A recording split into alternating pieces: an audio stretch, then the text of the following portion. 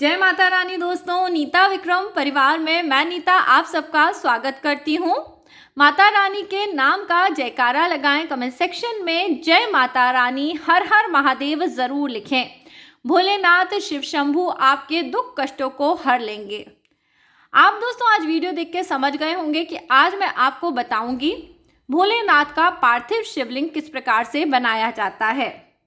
दोस्तों पार्थिव शिवलिंग बनाने का सही समय क्या है ये जानना भी बहुत ही महत्वपूर्ण है, क्योंकि ईशान संहिता में इसका वर्णन मिलता है। ऐसे में महाशिवरात्रि का व्रत आप जिस कामना से रखते हैं उसको पूरा करने के लिए हम शिवलिंग का निर्माण विशेष प्रकार से करते हैं। महाशिवरात्रि के व्रत में व्रत का संकल्प कब लिया जाता है, पूजा पाठ कैसे करा जाए।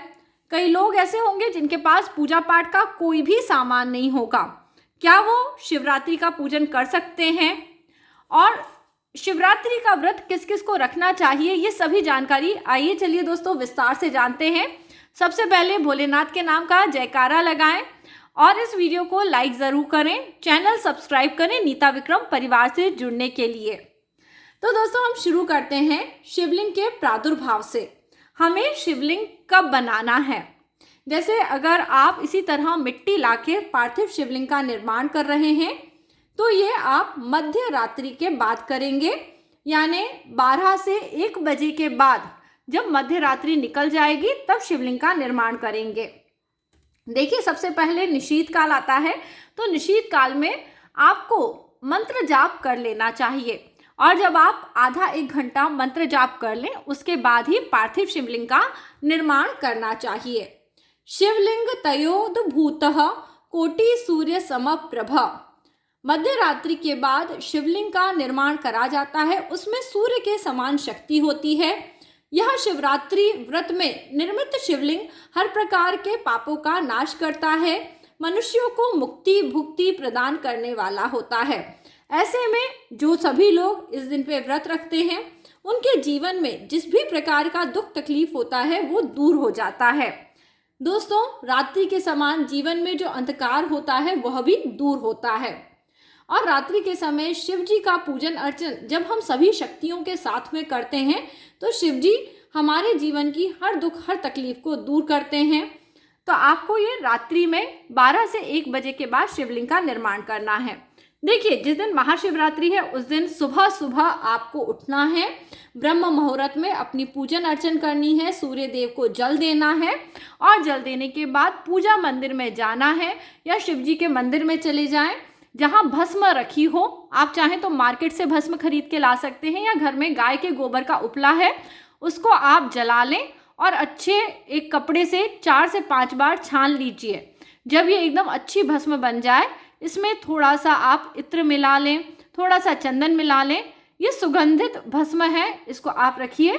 इसका त्रिपुंड अपने माथे पे 3 उंगली से लगाना चाहिए। देखिए इस तरह से जो 3 उंगली है ना, अपने सर में बाएं से लेके दाएं तक आप 3 लाइनें बनाएं और त्रिपुंड को धारण करें। इस प्रकार 27 देवों का आशीर्वाद आपको सुबह सुबह मिलेगा और आप इस दिन पे फिर व्रत का संकल्प लीजिए।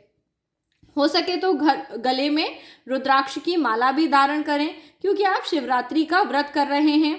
आप मंदिर में या घर पे बोलिए संकल्प करते हुए, शिवरात्रि व्रतम होतत करिष्ये अहम महाफलम निर्विघ्नम अस्तु मे चा अत्र त्वत् प्रसादाच जगतपते।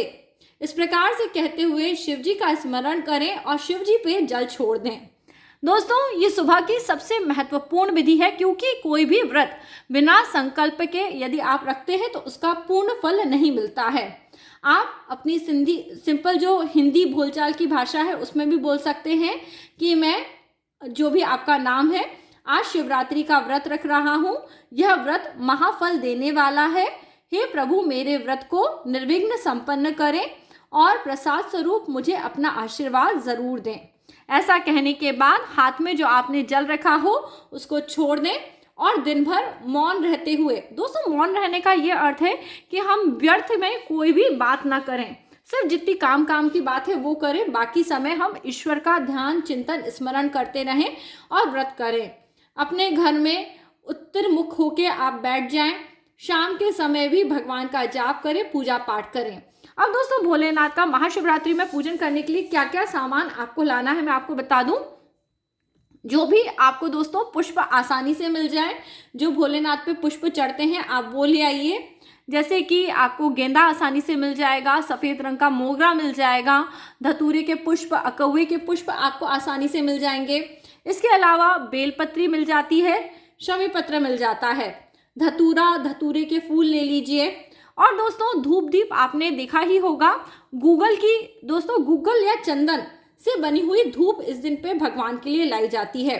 तो दोस्तों पहली चीज़ तो हो गई पुष्प पत्र यानी कोई भी फूल, और बेल के पत्ते, शमी के पत्ते, धतूरा। ठीक है। अब दूसरी चीज़ हो गई है गूगल की धूप आप मार्केट से जाके ले आइएगा। आप मार्केट में पूजा पाठ की दुकान पे बोलेंगे तो वो दे देंगे, या फिर आपके पास जो भी अगरबत्ती हो आप उसको जला सकते हैं। तीसरी चीज़ आपको एक दीपक बनाना है। ये शुद्ध देसी घी का दीपक आप बनाएं। नैवेद्य यानी भोग का सामान, तो आप भोलेनाथ को भोग में कोई भी प्रसाद दे सकते हैं। आप उन्हें नारियल का भोग अर्पित कर सकते हैं, आप उन्हें दूध या मावे मिष्ठान से बनी हुई मिठाइयाँ अर्पित कर सकते हैं। ये चीज़ें चाहिए। और पांचवी चीज़ हो गई निरांजना।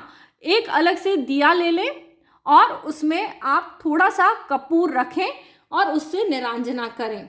तो ये पंचोपचार विधि है जिसमें ये पांचों चीज़ें चाहिए। जो लोग जिनके पास कोई सामान नहीं है, इन पांचों सामानों से में आपको जो जो सामान मिल जाए आप केवल वही सामान लाके भोलेनाथ का पूजन करें। जैसे कि मैंने आपको बताया, पहले नंबर, दूसरे नंबर, तीसरे, चौथे और पांचवें नंबर पे ये 5 सामान आप लाएं और पूजन अर्चन करें। देखिए जो लोग गरीब हैं वो भी पूजन करेंगे, जो अमीर हैं वो भी पूजन करेंगे। भोलेनाथ सबको निष्काम भाव से उनके जीवन में अच्छे फल देते हैं, सुख सौभाग्य और तरक्की देते हैं। तो आपको इस प्रकार से पूजन करना है। अब दोस्तों ये बात हो गई। अब आप अपने घर में सबसे पहले जो पहला प्रहर है, यानी शाम में आपके घर में आप बैठें और भगवान भोलेनाथ की कोई स्तुति करें, जाप करें, उनके भजन कीर्तन करें। 6 बजे से लेकर 9 बजे के बीच में आधा 1 घंटा जितना आपसे बन पाए, पंचोपचार से पहले आप भोलेनाथ का पूजन कर लें। सबसे पहले आप उन्हें गंध यानी चंदन वगैरह अर्पित करें, चंदन लगा दें, उन पे पुष्प चढ़ा दें।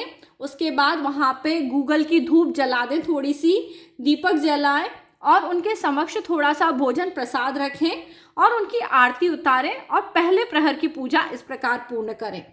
जब दोस्तों दूसरा प्रहर लग जाए तब यानी रात्रि में 12 बजे के आसपास आपके पास जो भी शिव जी की प्रतिमा है, जैसे खास तौर पे हम फोटो का घर में उपयोग करते हैं, शिव जी, माता पार्वती और गणपति जी का जो फोटो होता है उसका हम पूजन करते हैं। तो फिर से आप भगवान की फोटो पे चंदन लगाएं, बेलपत्र चढ़ाएं, फूल चढ़ाएं, उन्हें धूप दिखाएं, दीपक प्रज्वलित करें और फिर से थोड़ा सा कोई भोग प्रसाद चढ़ा के फिर उनकी आरती उतार लें। अब दोस्तों तीसरे प्रहर में हमें यानी करीब करीब 1 बजे के बाद, जैसे मैं आपको बता रही हूँ, रात में हमें ये शिवलिंग बनाना है, जो मिट्टी का शिवलिंग है।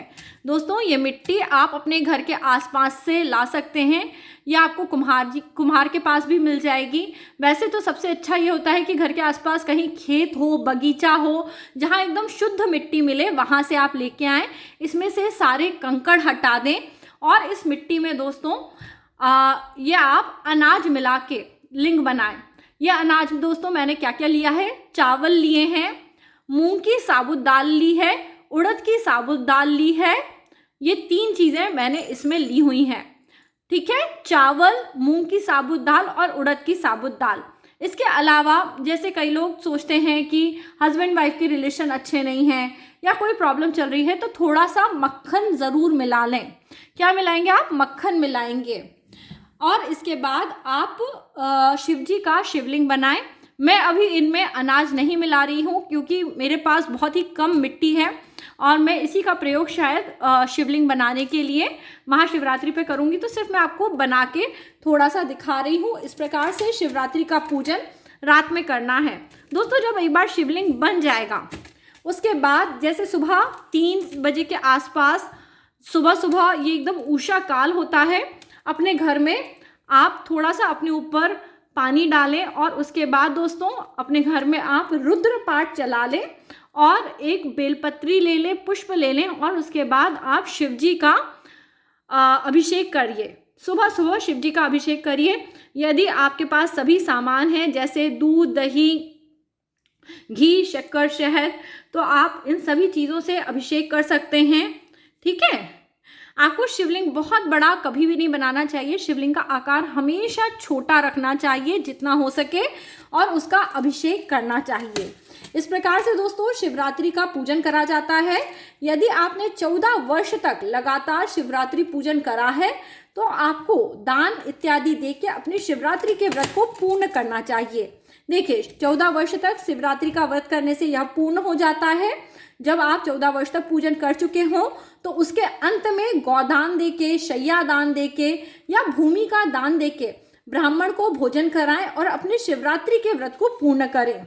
यहाँ पे दोस्तों एक विशेष जानकारी आपको बता रही हूँ। शिव जी के व्रत में जब पूजन अर्चन करते हैं तो डमरू बजाया जाता है।